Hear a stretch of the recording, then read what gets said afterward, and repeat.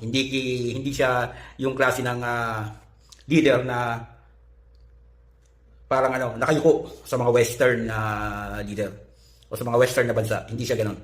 Talagang meron siyang prinsipyo. Talagang meron siyang malasakit sa bansa niya.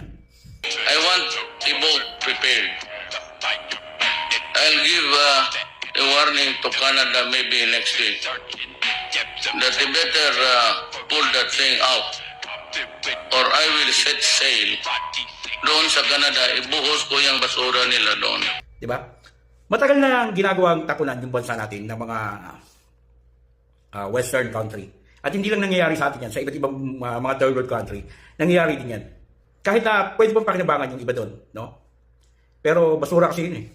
Kumbaga, nawawalan ng dignidad yung bansa natin. So pati yung leader natin, nawawalan din ng dignidad kung patuloy lang tayong tatanggap ng mga basura galing sa mayang bansa.